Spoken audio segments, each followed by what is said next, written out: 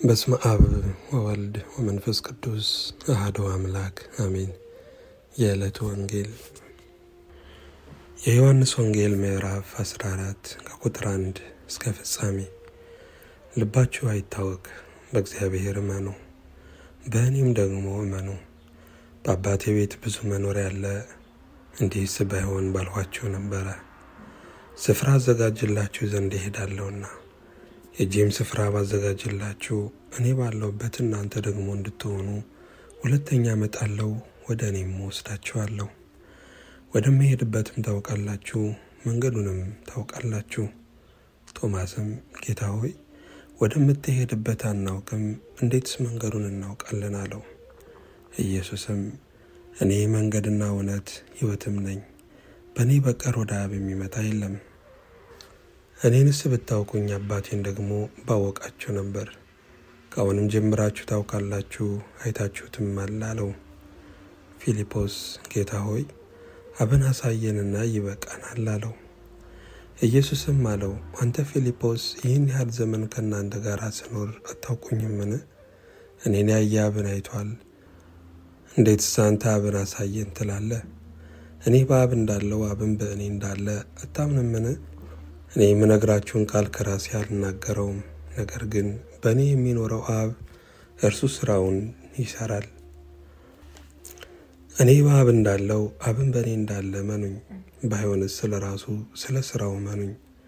እውነት እውነት እላችኋለሁ፣ በእኔ የሚያምን እኔ የማደርገውን ሥራ እርሱ ደግሞ ያደርጋል፣ ከዚህም የሚበልጥ ያደርጋል። እኔ ወደ አብ እሄዳለሁና አብም ስለ ወልድ እንዲከብር በስሜ የምትለምኑትን ሁሉ አድርገዋለሁ። ማናቸውንም ነገር በስሜ የምትለምኑ እኔ አደርገዋለሁ። ብትወዱኝ ትእዛዜን ጠብቁ። እኔም አብን እለምናለሁ፣ ለዘላለምም ከእናንተ ጋር እንዲኖር ሌላ አጽናኝ ይሰጣችኋል። እርሱም ዓለም የማያየውና የማያውቀው ስለሆነ ሊቀበለው የማይቻለው የእውነት መንፈስ ነው። ነገር ግን ከእናንተ ዘንድ ስለሚኖር በውስጣችሁም ስለሚሆን እናንተ ታውቃላችሁ።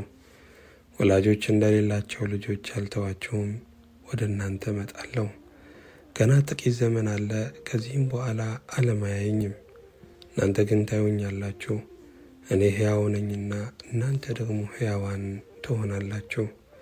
እኔ በአባቴ እንዳለው እናንተም በእኔ እንዳላችሁ እኔም በእናንተ እንዳለው በዚያን ቀን ታውቃላችሁ። ትእዛዜ በእርሱ ዘንድ ያለችው የሚጠብቃትም የሚወደኝ እርሱ ነው። የሚወደኝንም አባቴ ይወደዋል፣ እኔም እወደዋለሁ፣ ራሴንም እገልጥለታለሁ።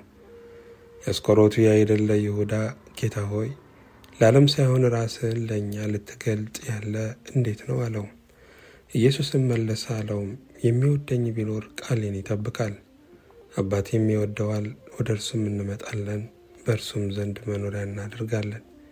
የማይወደኝ ቃሌን አይጠብቅም። የምትሰሙትም ቃል የላከኝ የአብ ነው እንጂ የኔ አይደለም። ከእናንተ ዘንድ ስኖር ይህንን ነግሬያችኋለሁ። አብ በስሜ የሚልከው ግን መንፈስ ቅዱስ የሆነው አጽናኝ እርሱ ሁሉን ያስተምራችኋል፣ እኔም የነገርኳችሁን ሁሉ ያሳስባችኋል። ሰላምን እተውላችኋለሁ፣ ሰላሜን እሰጣችኋለሁ። እኔ የምሰጣችሁ ዓለም እንደሚሰጥ አይደለም። ልባችሁ አይታወክ አይፍራም። እኔ ሄዳለሁ፣ ወደ እናንተም እመጣለሁ እንዳልኋችሁ ሰማችሁ።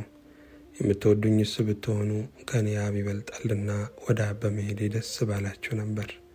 ከሆነም በኋላ ታምኑ ዘንድ አሁን አስቀድሞ ሳይሆን ነግሬያችኋለሁ። ከእንግዲህ ወዲህ ከእናንተ ጋር ብዙ አልናገርም፣ የዚህ ዓለም ገዢ ይመጣልና በእኔ ላይም አንዳች የለውም። ነገር ግን አብን እንደወድ ዓለም ሊያውቅ አብም እንዳዘዘኝ እንዲሁ አድርጋለሁ። ተነሱ፣ ከዚህ እንሂድ። ምስጋና እግዚአብሔር ይሁን። የዮሐንስ ራእይ ምዕራፍ 1 ከቁጥር 1 እስከ 12። ቶሎ ይሆን ዘንድ የሚገባውን ነገር ለባሪያዎቹ ያሳይ ዘንድ እግዚአብሔር ለኢየሱስ ክርስቶስ የሰጠው በእርሱ የተገለጠው ይህ ነው። ኢየሱስም በመልአኩ ልኮ ለባሪያው ለዮሐንስ አመለከተ። እርሱም ለእግዚአብሔር ቃልና ለኢየሱስ ክርስቶስ ምስክር ላየውም ሁሉ መሰከረ። ዘመኑ ቀርቧልና የሚያነበው የትንቢቱንም ቃል የሚሰሙትና በውስጡ የተጻፈውንም የሚጠብቁት ብፁዓን ናቸው። ዮሐንስ በእስያ ላሉት ለ7 አብያተ ክርስቲያናት ካለውና ከነበረው ከሚመጣውም በዙፋኑም ፊት ካሉት ከሰባቱ መናፍስት ከታመነው ምስክር ከሙታንም በኩር የምድርም ነገሥታት ገዢ ከሆነ ከኢየሱስ ክርስቶስ ጸጋና ሰላም ለእናንተ ይሁን። ለወደደን ከኃጢአታችንም በደሙ ላጠበን መንግሥትም ለአምላኩና ለአባቱም ካህናት እንድንሆን ላደረገ ለእርሱ ከዘላለም እስከ ዘላለም ድረስ ክብርና ኃይል ይሁን፣ አሜን። እነሆ ከደመና ጋር ይመጣል፣ ዓይንም ሁሉ የወጉትም ያዩታል፣ የምድርም ወገኖች ሁሉ ስለ እርሱ ዋይ ዋይ ይላሉ። አሁን አሜን። ያለውና የነበረው የሚመጣውም ሁሉንም የሚገዛ ጌታ አምላክ አልፋና ኦሜጋ እኔ ነኝ ይላል። እኔ ወንድማችሁ የሆንሁ ከእናንተም ጋር አብሬ መከራውንና መንግሥቱን የኢየሱስ ክርስቶስንም ትዕግሥት የምካፈል ዮሐንስ ስለ እግዚአብሔር ቃልና ስለ ኢየሱስ ምስክር ፍጥሞ በምትባል ደሴት ነበርሁ። በጌታ ቀን በመንፈስ ነበርሁ። በኋላ የሚመለከትን ድምፅ የሚመስል ታላቅ ድምፅ ሰማሁ። እንዲሁም የምታየውን በመጽሐፍ ጽፈ ወደ ኤፌሶንና ወደ ሰርምኔስ ወደ ጴርጋሞንም ወደ ትያጥሮንም ወደ ሰርዴስም ወደ ፊላዴልፊያም ወደ ሎዶቅያም በእስያ ወዳሉት ወደ 7ቱ አብያተ ክርስቲያናት ላክ አለኝ። ምስጋና ለእግዚአብሔር ይሁን። መጀመሪያይቱ የዮሐንስ መልእክት ምዕራፍ 1 ከቁጥር 1 እስከ ፍጻሜ። ስለ ሕይወት ቃል ከመጀመሪያው የነበረውንና የሰማነውን በዓይኖቻችንም ያየነውን የተመለከትነውንም እጆቻችንም የዳሰሱትን እናወራለን። ሕይወትም ተገለጠ፣ አይተንማል፣ እንመሰክርማለን። ከአብ ዘንድ የነበረውንም ለእኛም የተገለጠውን የዘላለምን ሕይወት እናወራላችኋለን። እናንተ ደግሞ ከእኛ ጋር ኅብረት እንዲኖራችሁ ያየነውንና የሰማነውን ለእናንተ ደግሞ እናወራላችኋለን። ኅብረታችንም ከአባት ጋር ከልጁም ከኢየሱስ ክርስቶስ ጋር ነው። ደስታችሁም እንዲፈጸም ይህንን እጽፍላችኋለሁ። ከእርሱም የሰማናት ለእናንተም የምናወራላችሁ መልእክት እግዚአብሔር ብርሃን ነው፣ ጨለማም በእርሱ ዘንድ ከቶ የለም የምትል ይህች ናት። ከእርሱ ጋር ኅብረት አለን ብንል በጨለማም ብንመላለስ እንዋሻለን፣ እውነትንም አናደርግም። ነገር ግን እርሱ በብርሃን እንዳለ በብርሃንም ብንመላለስ ለእያንዳንዳችን ኅብረት አለን። የልጁም የኢየሱስ ክርስቶስ ደም ከኃጢአት ሁሉ ያነጻናል። ኃጢአት የለብንም ብንል ራሳችንን እናስታለን፣ እውነትም በእኛ ውስጥ የለም። በኃጢአታችን ብንናዘዝ ኃጢአታችንን ይቅር ሊለን ከዓመፃም ሁሉን ያነጻን የታመነና ጻድቅ ነው። ኃጢአትን አላደረግንም ብንል ሐሰተኛ እናድርገዋለን፣ ቃሉም በእኛ ውስጥ የለም። ምስጋና እግዚአብሔር ይሁን። የሐዋርያት ሥራ ምዕራፍ 20 ከቁጥር 14 እስከ 26። በአሶንም ባገኘን ጊዜ ተቀብለነው ወደ ሚጢሊኒ መጣን። በማግስቱም ከዚያ በባህር ተነስተን በኪዮ ፊት ለፊት ደረስን። በነገውም ወደ ሳሞን ተሻገርን።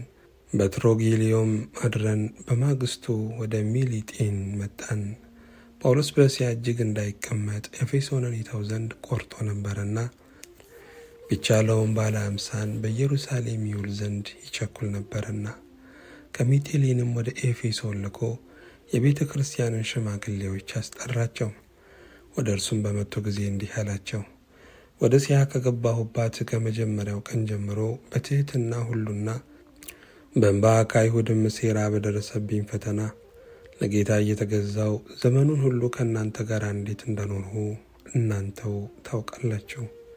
ወደ እግዚአብሔር ዘንድ ንስሐንና በጌታችን በኢየሱስ ክርስቶስ ማመንን ለአይሁድና ለግሪክ ሰዎች እየመሰከርሁ በጉባኤም በየቤታችሁም አወራሁላችሁና አስተማርኋችሁ እንጂ ከሚጠቅማችሁ ነገር አንዳችስ እንኳን አላስቀረሁባችሁም።